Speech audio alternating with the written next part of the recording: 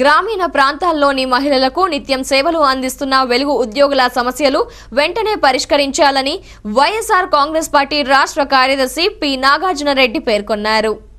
కడప జిల్లా వ్యాప్తంగా వెలుగు ఉద్యోగులు తమ డిమాండ్ల సాధన కోసం చేస్తున్న ధర్నాలకు వైఎస్ఆర్ కాంగ్రెస్ పార్టీ మద్దతు పలికింది.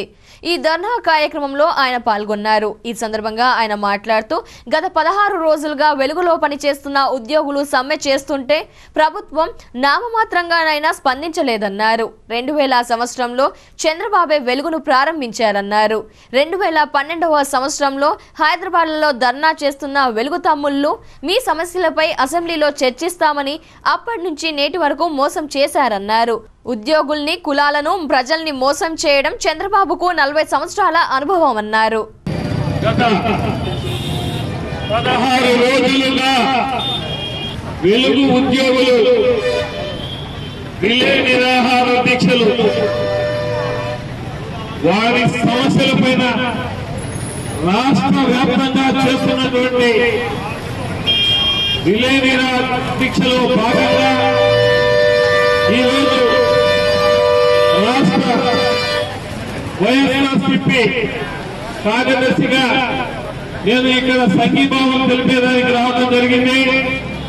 2000 సంవత్సరంలో అప్పటి ముఖ్యమంత్రి ఇప్పటి ముఖ్యమంత్రి నారా చంద్రబాబు నాయుడు గారు వెలుగు అనే ఒక డిపార్ట్మెంట్ స్థాపించి ఆ రోజు ప్రారంభించడం జరిగింది.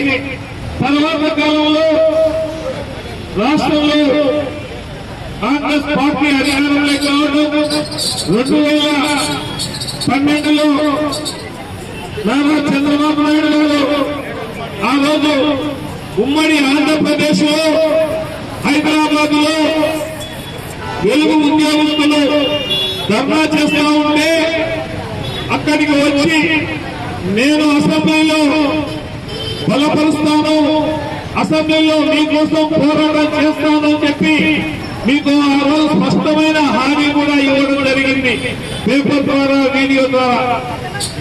తర్వాత 2014లో అసెంబ్లీ ఎలక్షన్లకు ముందు మరి ఆయన తాడేపల్లి గూడెంలో ప్రజల సాక్షిగా అందరి ముందర మీడియా సాక్షిగా పత్రికా సాక్షిగా ఆ రోజు చెప్పడం, నేను అధికారంలోకి వస్తే మీ సమస్యలన్నీ కూడా పరిష్కారం చేస్తాను తమ్ముళ్ళు, నేను వస్తేనే తమ్ముళ్ళు మీ సమస్య పరిష్కారం అవుతుందని తమ్ముళ్ళని 1కి 10 సార్లు తమ్ముళ్ళు అని చెప్పి ఈ తమ్ముళ్ళని ఉంచిన ఘనత మీదే అని చెప్పేసి కూడా చెప్తున్నాం. 4 సంవత్సరాల 9 నెలలు గడిచిపోయింది. మరి 3 నెలలు నువ్వు ఇంటికి పోతున్నావు.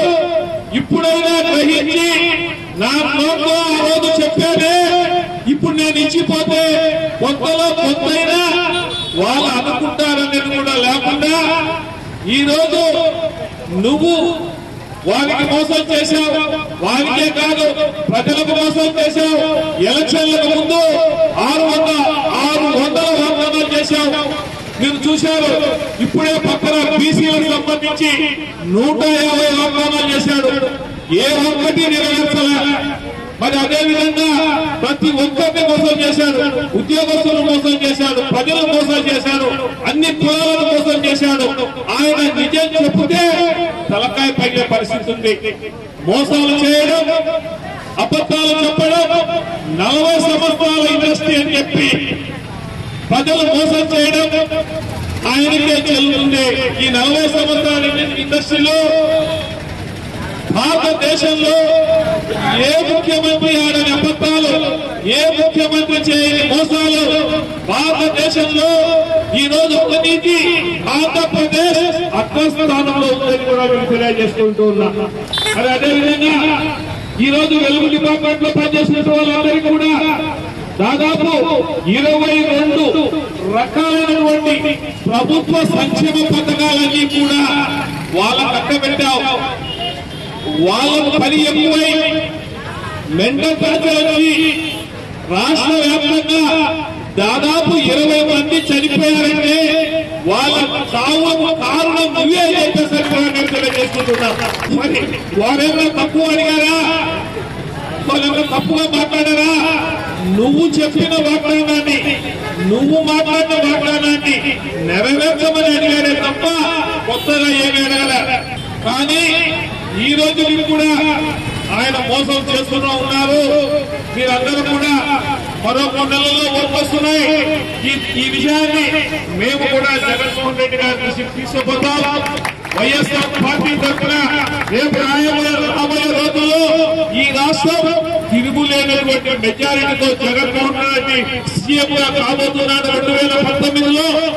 తప్పకుండా మీరు కూడా జగన్మోహన్ రెడ్డి తీసుకురండి. ఖచ్చితంగా ఆయన అమలు పరుస్తాడు. మాట చెప్పడం, మడమ తిప్పడం, ఆయన మాట చెప్పిన మాట నిలబెట్టుకోవడం ఆయనకే చెల్లుతుంది. కాబట్టి దివంగత ముఖ్యమంత్రి రాజశేఖర రెడ్డి గారు ఏ విధమైనటువంటి ప్రజల సంక్షేమ పథకాలు తెచ్చారో, తన తండ్రి అడుగుజాడల్లో ప్రజల్లో చిరస్థాయిగా నిలిచిపోయినటువంటి జననేత మన వైఎస్ రాజశేఖర రెడ్డి గారు అయితే ఆయన ఆశయాలను పునికి పుచ్చుకున్నటువంటి నేత మన జగన్మోహన్ రెడ్డి గారు అని చెప్పేసి మీకు కూడా తెలియజేసుకుంటున్నా. కాబట్టి మాట తప్పడం కానీ మడమ తిప్పడం కానీ చేత కాదు. ఇచ్చిన మాటను ఖచ్చితంగా నెరవేర్చే శక్తి, ధైర్యం అన్ని కూడా ఉన్నటువంటి వ్యక్తి ఈ రోజు 3,400 కిలోమీటర్లు దాదాపు పాదయాత్ర చేస్తూ ప్రజల యోగక్షేమాలు తెచ్చుకుంటూ వారి సమస్యల మీద, ఉద్యోగస్తుల సమస్యల పైన అన్ని కూడా చేస్తా వచ్చినాడు.